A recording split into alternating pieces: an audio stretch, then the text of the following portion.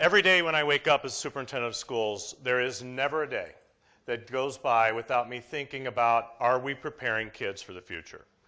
I mean, that's my job. It's been my job for 30 years, whether it was in the classroom, a principal of a school, and now a superintendent. I've done all those roles along the way, and each and every day, I want to make sure I'm preparing kids. And that task is becoming more and more challenging every day. I want to talk a little bit about that here this evening. Are we preparing kids to be drone pilots? Are we preparing kids to be a telesurgeon? Are we preparing kids to be a water harvester?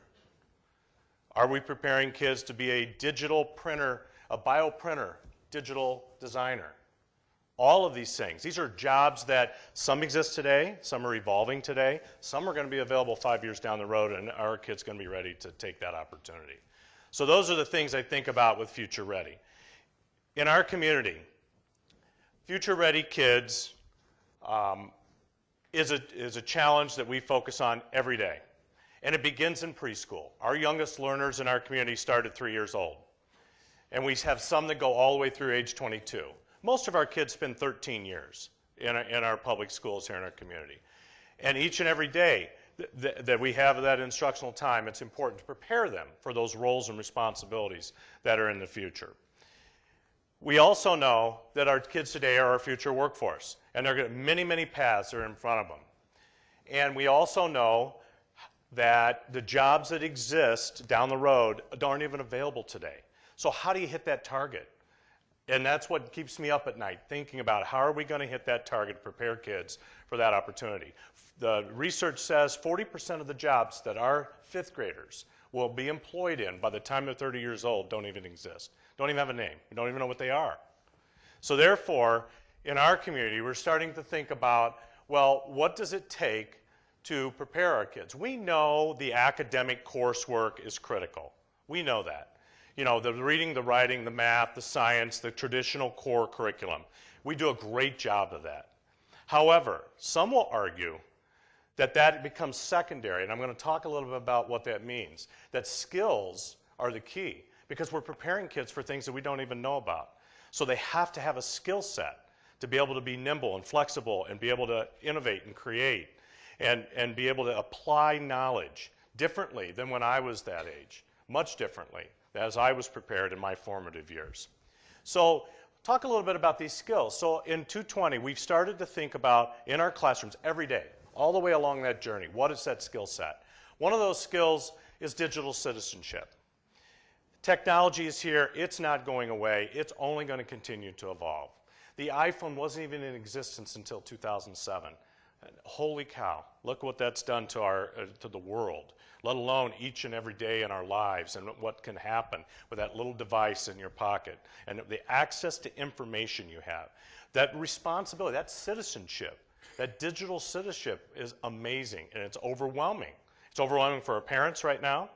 Any of you in here have parents with young kids, you know exactly what I'm talking about. It's overwhelming for a parent with kids that are 22 years old too, like me. Okay, are you doing the right thing? Are you making good choices in that digital world, in that virtual environment each and every day? So it is a huge responsibility, and in our classrooms, you'll see here in a high school art classroom. This is, you know, a traditional art classroom, you would not necessarily think that the technology could be applied. Most of our kids now, artists, they're all in the digital environment, all in that virtual creative zone, being able to create visions and art. And you see that right here in one of our classrooms. Another skill we know is important is critical thinking. You heard that from our previous speaker. Critical thinking is a skill that will always be marketable, always a skill, no matter what you do. And we know that, and we have to incorporate that into each and every lesson in our classrooms. And whether, it doesn't matter what the subject is, you have to be able to analyze information and data and critically apply it. Here you see a classroom in our middle schools, Project Lead the Way classroom. The whole class is designed, it's an pre-engineering type of an environment where kids get a box of stuff and they have to create. They have a target and they have to design it different ways. There's no right or wrong answer. It's about solving the problem, creatively applying the information, knowledge you have to be able to solve the problem. And that's where they can adapt everything they learn the rest of the day in this environment. Positive attitude. This picture here, I want to start with the picture on this one. This classroom, I had the opportunity to visit last spring. Some of our most challenged learners in our community. And I can tell you the students in that room were maxing out every day to be there, to learn, and to function. And those kids, the positive vibe in that classroom was phenomenal. And you know why they were, that attitude and that positive environment was so critical. And that is important, that positivity there. Think about in your own workplaces and think about what happens when you have somebody that's always got the glass half empty, right? That emotional energy just drains the whole organization or the work group or your office or wherever your work environment is. It happens. And it is not worth it. And so that positive attitude, the positive skill that our kids can take with them, wherever they're headed, whatever occupation they choose to pursue, is very, very important. So it's a key target for us. Also, collaboration. Collaboration, again, is a critical skill. And employers tell me this every time I have opportunities to talk with large-scale employers, small business owners, and everybody in between. I want people that are able to collaborate. I can teach them what the information I need them to do. I want people to have people skills, to be able to sit in a group of 2 or 3 people and solve a problem and collaborate. Look at this picture here in a 5th grade science classroom. You will see students working together. Every student in that picture's got a role. And if they don't fulfill their role, and they're collaborating how to solve this science experiment to get to what their target was, and they each had to talk and they had to figure it out. It wasn't easy. That was a snapshot in time there. But again, the collaboration skills, that's what the teacher's teaching them. The end result, then they'll write about that in the write-up. But it's more about how did you get there? How did you work together to solve the problem, to be able to get that string, all being able to do what you needed to do was to pick up the egg off the floor. Okay? And they had to figure it out. And you had one person on the side coaching everybody else what to do. You can see there. That was a critical role in that group. So finally, creativity. Creativity is somewhat of a mystery to some. And I can tell you for teachers, it's an evolving thing. However, I will tell you the United States of America is better than any other country in the world in doing that. And here's why. I had the opportunity a couple years ago to talk with the Minister of Education from Singapore. She came to the United States wanted to see high-performing schools. If you know anything about Singapore education, it's the highest math and the highest literacy scores in the world. Year after year after year, and it's been what their issue was, though, their kids couldn't create.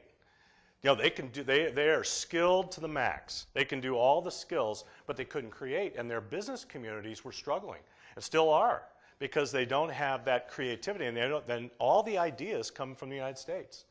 And they want to know, what are we doing here? And that's how we continue to be world leaders in all of thinking and business creation and technology and software development and ideas and entrepreneurship. It's in the United States. And it really, all she was interested in talking to me about was what we do before and after school and how you apply the knowledge and skills in realistic situations. That's what we need to continue to be the best at, and applying that in our classrooms on a daily basis and getting creative. So those skills are very, very important. In our community, in our district, we have a few initiatives that we're working on to how to get to those skills. Some things that we're working on. I'm going to talk a little bit about them. This list is what it is today. 6 months from now, maybe something comes off, something else new comes on. And that's the important piece. It's not that it's not important, it's just we have to constantly think about what's best for our kids. Blended learning. Talk just a minute about what that is. It's an initiative that looks in many different ways about what's going on. It's really a combination of seat time in a classroom, like many of us in this room are educated, including me, where the teacher in the room is the knowledge mate, right? The smartest person in the room. They have all the information, knowledge, and they're going to tell you. And then you have to demonstrate that you can tell them back that you learned it or you understand it, okay? There is value in that. However, in a blended environment, you have to mix it up a little bit. There's 2 different ways to learn, where you can, and not necessarily sitting in a classroom with rows and chairs, and you have to create different environments, collaborative environments, creative environments. Go back to using a digital tool possibly. Not every day necessarily. If it's the right tool to use that day, then that's what you use. So in a blended environment, we are going to hopefully continue to look for ways to have flipped classrooms where you get all the knowledge at home or on your own free time. You come to classroom, the teacher's the facilitator of the learning that's going on. It creates activities where kids collaborate, create, and process information and learn that skill set that I just went through. That's our challenge, and we're starting to make some changes. It'll be slow. It won't be just immediately. It'll take time, out over time, but we know that's the skill set that future employers want. Social emotional learning, critical skill. Happy kids will achieve at high levels. Happy employees will produce at a high level. It's really a key skill. If we don't pay attention to wellness, emotional and physical wellness, then it really is a challenge for all of our students and our community as a whole. Employers tell us this. They want emotional intelligence in their workforce. And it's not something that they find very easy to do.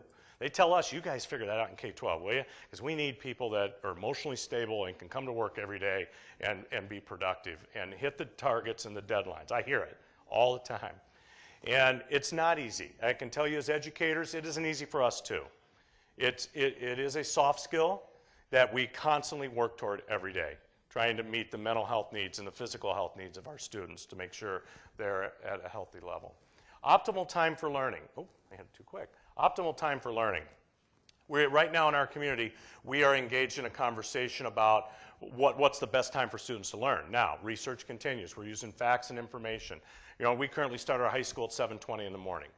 Research is crystal clear, and it has been for a long time, that teenage kids between the ages of 13 and 19 don't start learning in a good way until about 8:30 in the morning. It's circadian rhythm. It's a fact. It's not, I think, and I feel, it's a fact. The research is there. So therefore, we're having this conversation. Now I can tell you, our current schedule was set in 1972 when this district was a unit district. And when you start thinking about switching community times like that, it changes everything. It's a hard conversation. But if we're going to continue to make good decisions, our Board of Education and educators believe that we need to try to find the optimal time for our teenagers to learn. Now there's some tough choices. Right? There are some balance in our lives that we have to seek and find. And hopefully we'll find that solution here real soon. Digital age instruction, I talked about that as well, a little bit more on that. We make sure we spend our time and dollars working with our staff. You know, for veteran teachers, that's hard. You know, they're all digital immigrants. They're not digital natives that we heard about before. They're immigrants like me. Okay, I have to do my job. I have to be in the game there. I have to understand the social media environment. I have to understand software and how important it is to being successful. So, you know, the digital age instruction is a challenge that we focus on with our staff as well as our students to make sure they're skilled enough and be able to hit that target each and every day for our kids.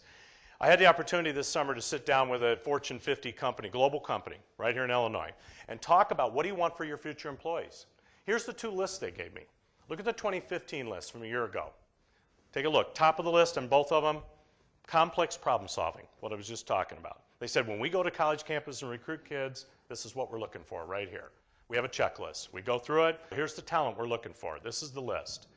Now, if you look at the two lists, some things come on, some go off, some went up, some went down. In the 2015 list, one thing that came off was quality control. Okay, now quality control, I asked the question, why quality control? We can teach them that. We don't need, when we're recruiting them, we don't need that. Okay, we'll provide the deadlines, we know the quality of whatever the target is, the product. We don't need that in the skill set. We know they got it. They got that. What we need is, look at number 6 in the 2020, emotional intelligence. Look at number 10, cognitive flexibility. Because they know 10 years down the road that recruit that they're hiring right now is going to be in a different job in their company if they're going to be relevant, if they're going to continue to be successful. So those are the things that we have, as educators in K-12, we want to continue to look for, continue to find ways to prepare kids to be working in these companies. They also talked about how to overcome a skills gap of their current employees. In other words, and again, they fit very in line with things I've just gotten done talking about. I looked down at the very bottom. The one that resonated with us in K-12 as we were looking at the list was how to live, work, and play in a virtual world.